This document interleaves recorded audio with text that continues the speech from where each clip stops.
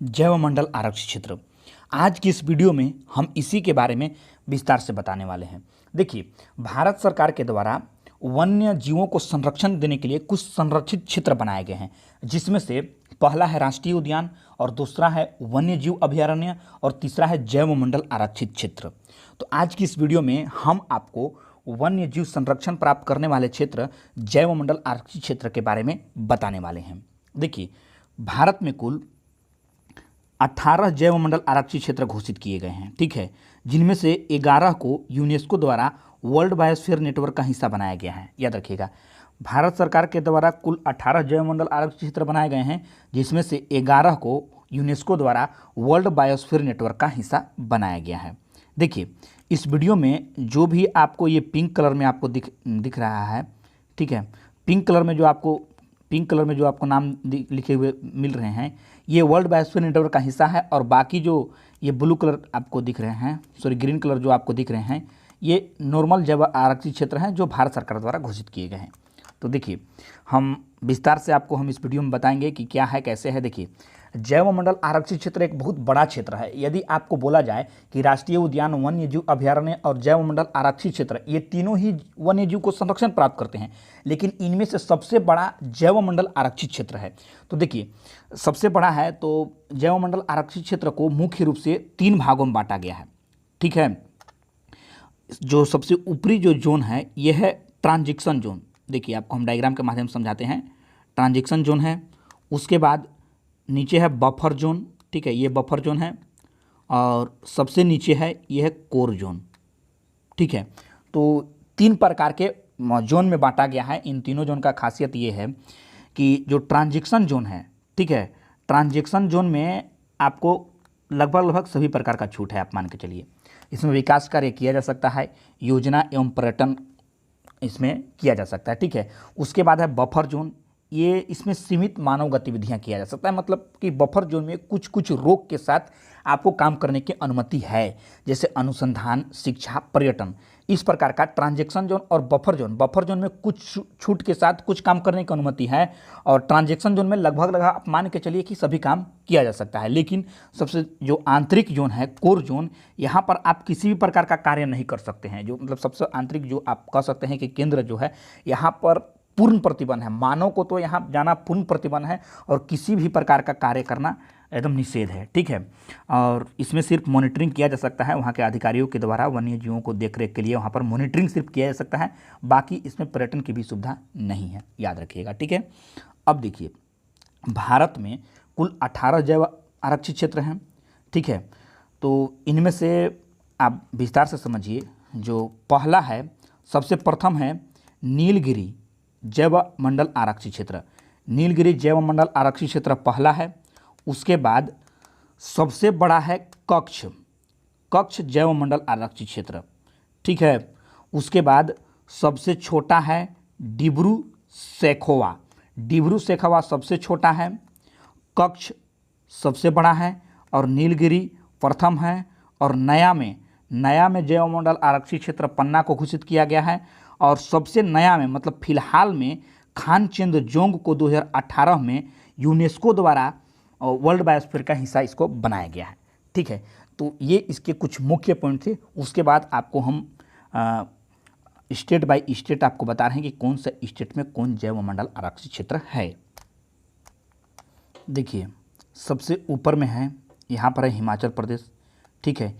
हिमाचल प्रदेश में cold desert नामक जैवमंडल आरक्षित क्षेत्र, जो कि 16वां जैवमंडल आरक्षित क्षेत्र है, याद रखिएगा, हिमाचल प्रदेश में। उसके बाद उसके नीचे आ जाइए उत्तराखंड में नंदा देवी जैवमंडल आरक्षित क्षेत्र है, जिसको 2004 में यूनेस्को द्वारा वर्ल्ड बायोस्फीयर का हिस्सा बनाया गया है। उसके बाद आ जाइए सिक्किम में, ठीक है, यह है सिक्किम में खानचंदजोंग जैवमंडल आरक्षित क्षेत्र है, जो कि फिलहाल में आप कह सकते हैं कि सबसे नया में 2018 में इसको वर्ल्ड बायोस्फीयर का हिस्सा यूनेस्को द्वारा बनाया गया है। सबसे नया में वर्ल्ड बायोस्फीयर का हिस्सा इसको बनाया गया है। उसके बाद आगे बढ़ते हैं, तो यहाँ पर है अरुणाचल प्रदेश, ठीक है। अरुणाचल प्रदेश में देहांग दिबांग, जो कि यहाँ पर ब्रह्मपुत्र नदी के आसपास का क्षेत्र है, ये 10वें नंबर का जैव मंडल आरक्षित क्षेत्र है जो कि भारत सरकार द्वारा घोषित किया गया है, अरुणाचल प्रदेश में है। उसके बाद असम में 2 हैं, एक डिब्रू सैखोवा और एक है मानस। उसके बाद आ जाइए मेघालय में, मेघालय में है नोरक्रेक, ठीक है। मेघालय में नोरक्रेक जैव मंडल आरक्षित क्षेत्र है जिसको कि 2009 में वर्ल्ड बायोस्फीयर का हिस्सा बनाया गया है, ठीक है। वर्ल्ड बायोस्फीयर का हिस्सा बनाया गया है 2009 में। उसके बाद आ जाइए पश्चिम बंगाल में, ये है पश्चिम बंगाल, ठीक है। तो पश्चिम बंगाल में सुंदरवन, जिसको सुंदरवन जैव मंडल आरक्षित क्षेत्र है जिसको कि 2001 में वर्ल्ड बायोस्फीयर का हिस्सा बनाया गया है। उसके बाद आ जाइए उड़ीसा में, ठीक है, ये है उड़ीसा। उड़ीसा में सिमलीपाल जो जैव मंडल आरक्षित क्षेत्र है जिसको कि 2009 में वर्ल्ड बायोस्फीयर का हिस्सा बनाया गया है।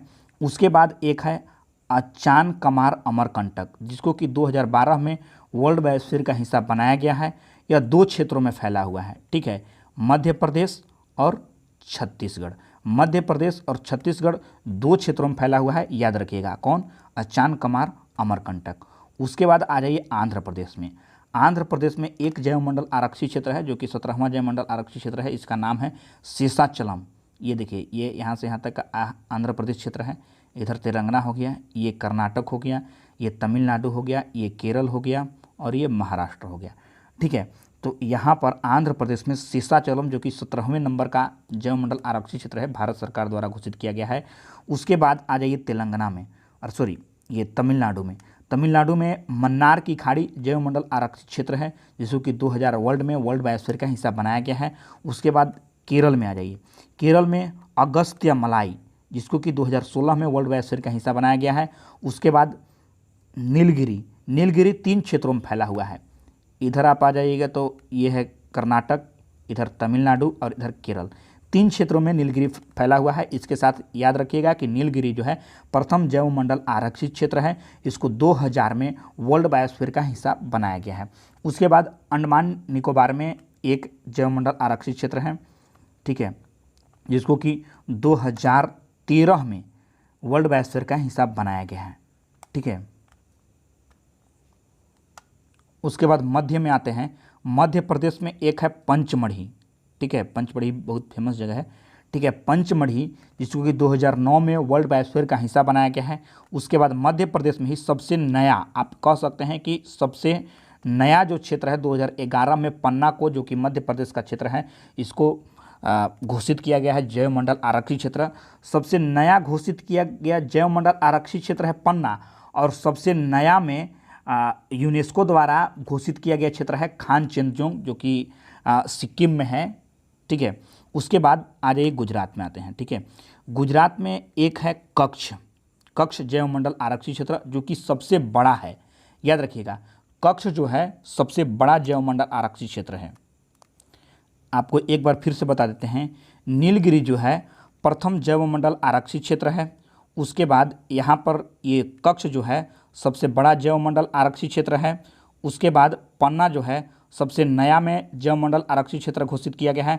उसके बाद खानचेंजुंग को सबसे नया में यूनेस्को द्वारा शामिल किया गया है।